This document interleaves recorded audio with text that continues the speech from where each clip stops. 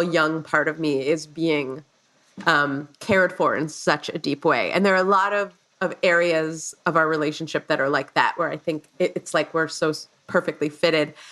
And interestingly, he's a youngest child, and he is so much more flexible than I am, and so much more patient, so much more I always say he is so much more interested in listening to strangers ramble than I am. He's fascinated by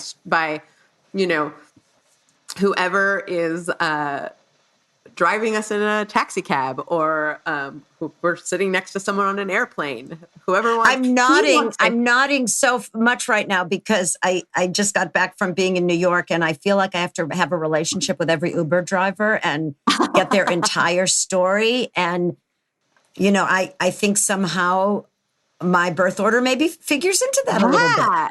That's really interesting. I mean, I find myself, if I'm in a cab and, if it's an Uber, and whether it's a fellow passenger and like a shared Uber, or the driver, or some stranger anywhere wants to talk to me, generally, I really don't want to hear it. I'm not interested. It's not that I don't care about my fellow human man, but I'm not inviting conversations with randos, but he loves it. And it's good when you're traveling with someone, literally or figuratively traveling through life, to have one person who says, all right, that's enough. We're going to be late if, we don't move this along. And one person who is kind and open and patient. And as co-parents, it's really useful too, to have, I feel like we really trade off who's in the space to be patient, who needs to move things along. So we're probably more of soulmates. And it is really curious how much of that has to do with him being a youngest child and me being an oldest. He definitely lets me be in control when I want to be in control. It's very interesting that you bring up patience, because in this list of tips for how to raise a firstborn, one of the things that Dr. What is his name? Lehman talks about is emphasizing patience. You have to realize that firstborns have a particular need to know exactly what the rules are. And he encourages parents to be patient with them and take time to lay things out A to Z for them. He also talks about not focusing on your firstborn skills. Like, even though we always want to say great job, right? And I've even been instructed that way by my kids, to praise my thing. Right? You did to it. praise my well, except what he says, and I think this is really interesting, is don't just praise the job they did or their skills. You can do better by saying, we're proud of you, because you want to be praising them, not just the job that they did, because they are not their performance. So I think with firstborns, we often inadvertently give them the message that they're wonderful because they got an A, or they're wonderful because they were the star of the play. No, they're wonderful because they're a wonderful person. Really interesting.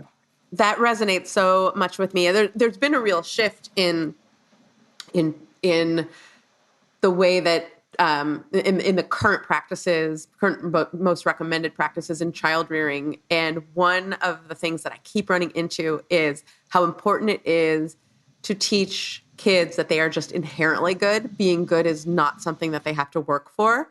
And not because of any wrongdoing by anyone, but I really did grow up thinking that my goodness is directly tied to my ability to achieve and perform.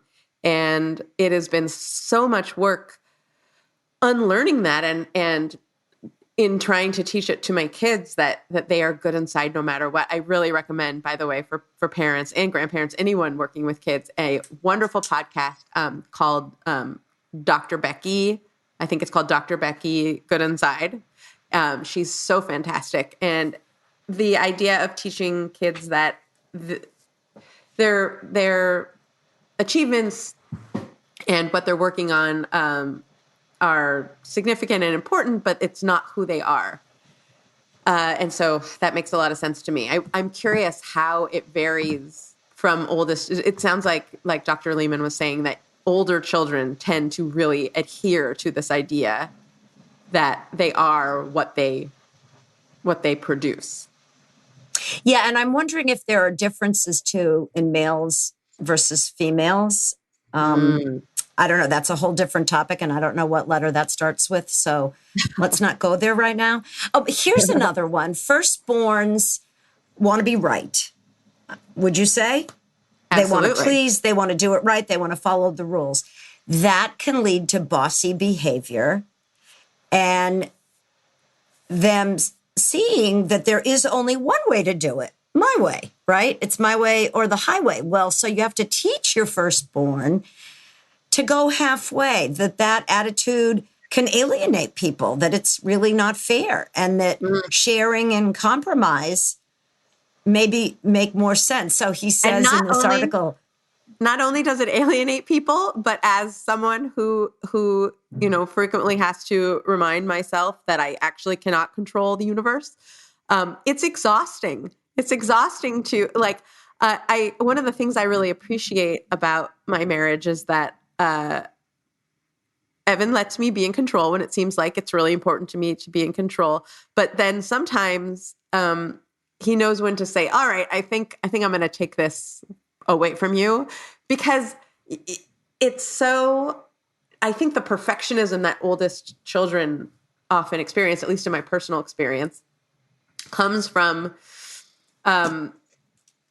this desire to have everything go perfectly, and letting go and accepting that it's not always going to, and that that's okay. And it doesn't mean that you're not okay is so important, but so hard to do. And yeah, I think teaching them that not only will you get along better if you aren't a know-it-all who needs to be in charge of everything, but that your quality of mental health and your quality of life will be better if you sometimes let go and let God, as it were. letting go is key. Before we leave this topic of going halfway, he has a great little tip. So say Anna and Sasha are playing with something, and Anna's refusing to let Sasha join her and play with it because she only wants it to be played with a certain way, and she can't control Sasha's behavior. What he Very suggests familiar with is that, right? So he says, get both girls involved in an activity that doesn't revolve around a claimed possession. So in other words, instead of having them both play with a toy that is Anna's toy, get them involved in something like hopscotch or finger painting so that they can do something that doesn't stir up the possessive feelings, like this is mine and you're going to break it type thing. That is a great idea. That is a little tip. And here's another one. He says, you're a parent, not a police person. So when you're enforcing rules, make sure that they're really necessary and explain to your child why those rules are in place. Otherwise, especially with that firstborn, they're afraid to disappoint or not do it perfectly. You're reinforcing this absurd notion of perfectionism. So you want to help your child understand the reasoning behind your actions. And you literally then, in explaining it, you get to hear whether or not your demands are reasonable. So he says, ease up on the iron fist. Be more flexible. Don't make everything be a rule.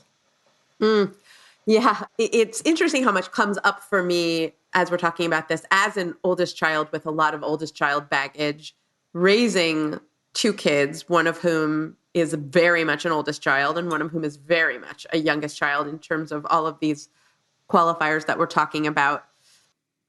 I spent so much of my pregnancy with Sasha, thrilled, of course, but also absolutely terrified that there was no way that I was ever going to be able to bond and connect with her in the same way that I connected with Anna. When Anna was born, it was like my sun and my moon and my stars. She was everything. She was like this part of my soul I didn't know that I had. And it just felt like, how could some other kid possibly compete with that? And of course, the second, she was laid on my chest, I knew immediately that it wasn't going to be a problem, and that nothing about Sasha negated my connection with Anna, but that really it was just a widening of the circle, and I was, felt so much love. And it made me think about what I hear a lot of people say about polyamory, which I think we touched on a little bit in our fidelity episode, and I, as someone who has always been a monogamist and have always only ever been in one-to-one romantic relationships, with the exception of that little experiment in college we talked about.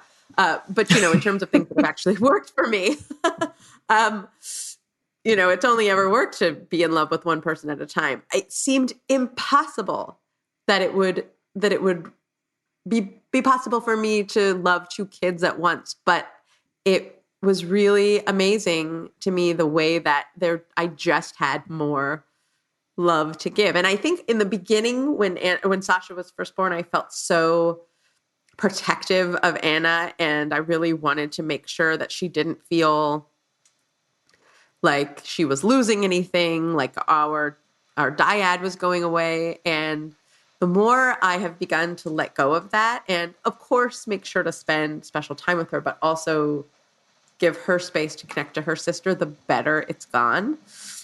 This is all universal, Gabby. Every parent, and I even experienced this as a grandparent. Mm-hmm. My first grandchild, again, the sun, the moon, everything.